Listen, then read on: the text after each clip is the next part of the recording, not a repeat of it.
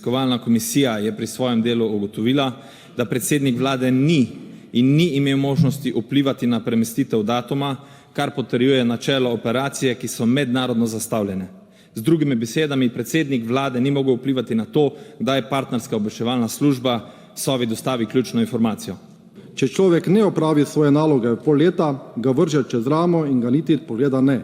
In to se lahko zgodi z vsakim, kar se je pokazalo predvsem z neimenovanjem VD generalnega direktorja policije, gospoda Lindava. Komisija na zaslišanje povabi dr. Roberta Goloba, ki naj bi bilo izvedeno 10. julija 2023, vendar do zaslišanja ne pride, ker je predsednik komisije Miha Lamut zaslišanje predstavil za nedoločen čas. Zaradi vabila na zaslišanje se predsednika komisije Miha Lamuta zamenja s poslancem Gibanja Svoboda, ki prihaja iz vrst GEN-I-ja, torej Golobu zvesto osebo Alešem Rezarjem. Do zaslišanja dr. Goloba kljub večkratnim pozivom opozicijskih članov komisije ne pride, ampak komisija dne 13. novembra 2024 sprejme vmesno poročilo s predlogom sklepa za državni zbor. V poslanski skupini Slovenske demokratske stranke dvomimo v kompetentnost in sposobnost predsednika komisije Aleša Rezarja. Kot predsednik je zavestno deloval v smeri, da zaščiti svojega vodjo dr. Roberta Goloba in očrni Bobnarjevo in Lindava. Svojimi dejanji je dovolil, da je komisija delovala neustrezno, brez upoštevanja predlogov članov iz opozicije in z manevri, kjer se je opozicijski članom onemogočilo ustrezno delovanje. Imamo izpiske, da ne omenjam, da se je Lindav malček zakalkuliral pri datumu, a ne? 3 dni kasneje, ko je izpovedal, da naj bi poklical gospoda Kadivnika, zakaj domnevno se je aretacija prestavila, ne. Ravno zaradi tega, ker so 1 leto kasneje reagirali, slabo leto kasneje, on je bil že 3 dni pred tem obveščen o končnem datumu aretacije, ki je vedno bil en sam in se ni zamaknil. Ponavljate iste laži, pa mislite, da se bo prijelo, a ne? Datum je dejstvo. Kakšno dejstvo? Ni dokazal, če ste poslušali kolegico Čadonič Špeličevo, jaz sem dan zjutraj klical 5 ljudi. Podrgnem po zaslonu in tega klica ni več. In samo tak dokaz je bil. Zdaj, jaz mislim, da ste vi z naše strani zamenjali maščevanje z klicom po odgovornosti. Mislim, da je tu velika distinkcija, da pač, ko nekdo lažno nekoga obtoži in zato ne obstajajo dokazi, še več, obstajajo dokazi, ki trdijo, da je prišlo do lažnega pričanja, da taka oseba odgovarja. Dejstvo je, nobeno pričanje predsednika vlade ne more spremeniti dokazov. In seveda zato se ne bom podredil tistimi, ki lažno obtožujejo. Zakaj je gospa Bobnar z informacijo preko druge roke ravnala, kot da gre za dokaz? Jaz osebno bi s tako informacijo ravnal zelo previdno, bi rekel, lejte, to sem slišal, vendar vzemite z neko mero soli. To ni dejstvo, to sem slišal, to ne morem potrditi, da se je zgodilo. In v slovenskem sodnem sistemu si nedolžen, dokler ti ne dokaže obratno. Podaja take hude obtožbe na lažno izjavo je kar hudo, veste. V medijski spremljavi zgodbe pa je daleč najbolj zanimivo to, da smo že decembra 2023, torej že več kot pred letom dni v Reporterju, v tem nekem glasilu, nekakšne Golobove ozne, brali identične sklepe in ugotovitve, kot jih imamo danes na mizi. Še preden sta bili marca 2024 zaslišani 2 priči, Kadivnik in Muženič, smo torej že prebrali sklepe današnjega vmesnega poročila. Kot da nekdo od zunaj vodi to preiskovalno komisijo. Ne nameravam se spuščati v to, kdo ima prav in kdo ne, denimo zakaj je bil datum aretacije ruskih vohunov predstavljen, vseeno je precej reči v tem poročilu nenavadnih. Naprimer, kako je lahko Tatjana Bobnar izdala strogo zaupne podatke, če je sama zahtevala zaprtje svojega zaslišanja. Tudi tega ne razumem, kako je lahko izdala tajni podatek o domnevni intervenciji predsednika vlade v aretacijo vohunov, če poročilo trdi, da tega dogodka ni bilo. Za Boštjana Lindava zahtevate, da ga ovadimo zaradi krivega pričanja, pri čemer poročilo v ničemer zares ne postreže z utemeljenimi dokazi, na katerih je lahko sklepati, da je res govoril neresnice. V bistvu ugotavljam, da je delo ta komisija opravila zelo slabo. Priče so bile izprašane površno, brez nujno potrebnih podvprašanj, denimo, kdo je novembra 2022 takrat v.d. direktorja Sove napotil k temu sklepanju, da da gre za vplivanje na volitve. in referendum in ni bila zaslišana ključna priča predsednik vlade. Tudi napeljevanje k kaznivemu dejanju je kaznivo dejanje.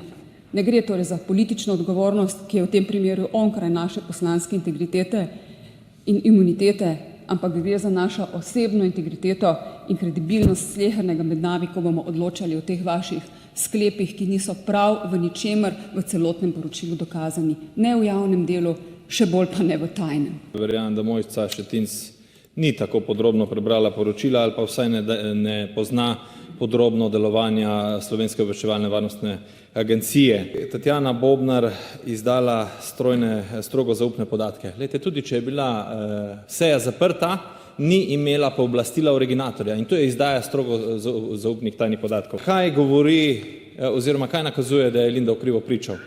Ja, izpovedal je dogodek, ki ga ni bilo, ki se ni zgodil. To je krivo pričanje. In 28.11. je bila pripravljena policija. Lejte, to je irelevantno. Policija je lahko pripravljena na dogodek ob predhodnem obvestilu vsak dan. Sova ni imela zadnjega ključnega vhodnega podatka, da se akcija oziroma aretacija izvede. Zelo na kratko, ne drži, kolega Rezar.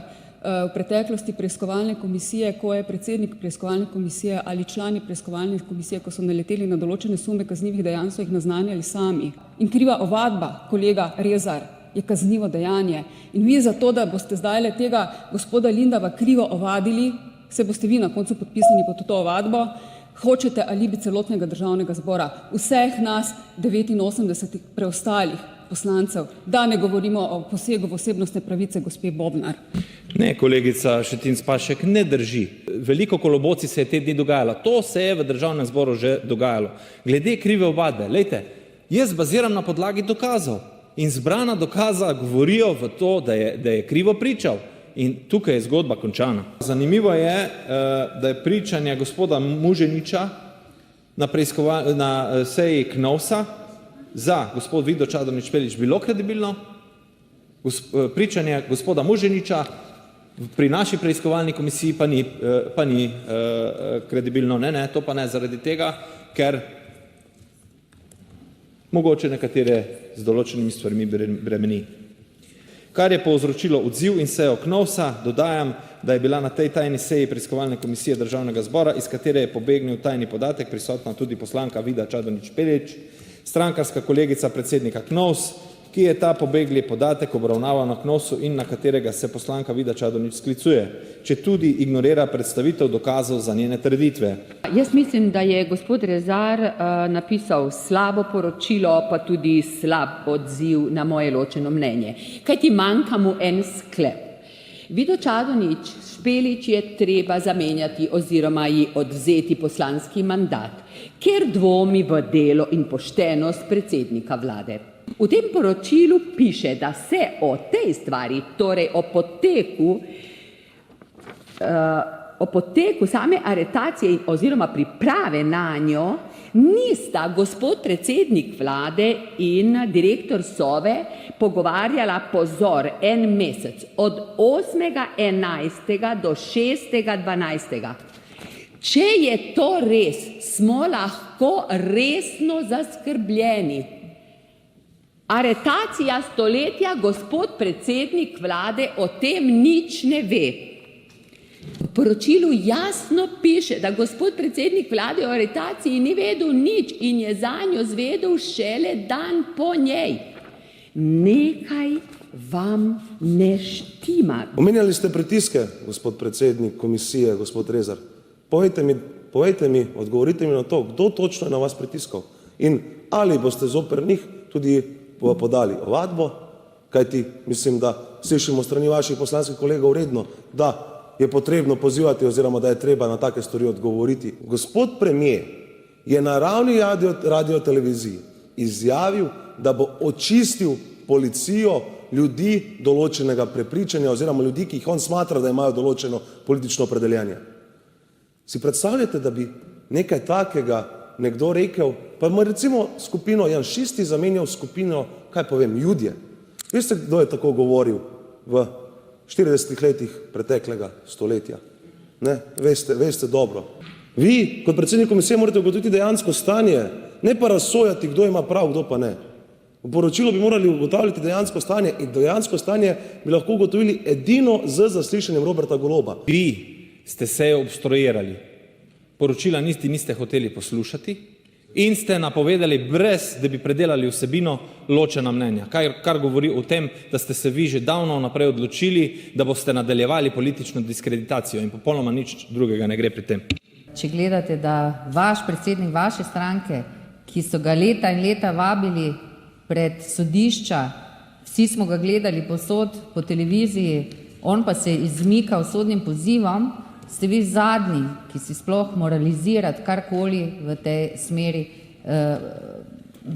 smete dovoliti, a ne? Tukaj pa pač sploh še ni prišlo do vabila. In kadar predsednik naš vlade vabila dobi, se tudi na te odziva. Ne vem, ali naj to zdaj komentiram, vaše sklicevanje na to, kaj je govorila pač poslanka Mojca Šetinc Pašek, s katero zdaj tako zgledno sodelujete, tudi z gospod Bobnar, ne, vemo, da to so, ko sem gledala, včasih malo spremljala te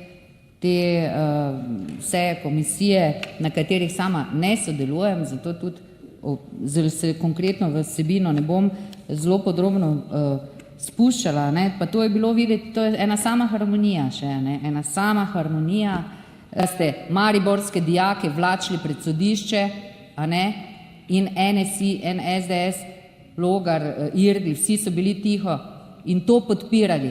In vi sedaj, mislim, o čem se sploh mi pogovarjamo. Tako da, ja,